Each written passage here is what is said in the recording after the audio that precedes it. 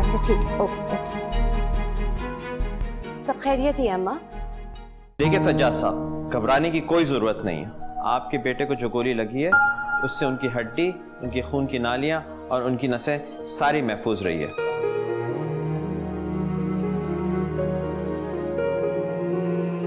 वो बिल्कुल नॉर्मल हो जाएंगे, नॉर्मल जिंदगी गुजारेंगे और आम लोगों की तरह चलेंगे।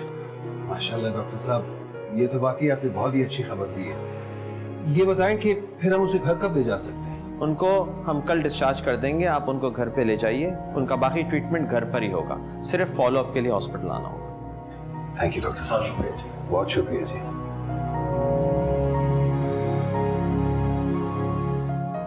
और तुम्हारा भी बहुत बहुत शुक्रिया मोहित बेटे, तुम ना होते ना मुझे अकेली ही परेशानी उठानी पड़ती। कैसी बातें कर रहे हैं अंकल आप? असद सिर्फ मेरा दोस्त नहीं है, मेरे भाइयों की तरह। मैंने सिर्फ अपना फर्ज अदा किया और आप प्लीज मुझे अपना बेटा ही समझें।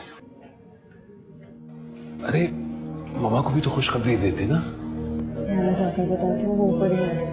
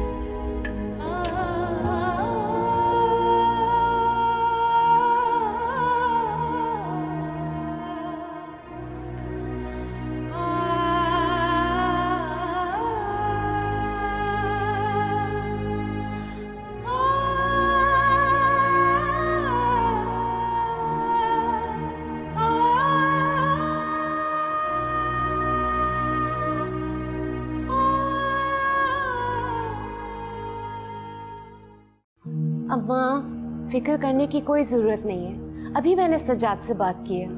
अल्लाह का लाख लाख शुक्र है, ऑपरेशन कामयाब हो गया है। उन्होंने असद की टांग से गोली निकाल ली है।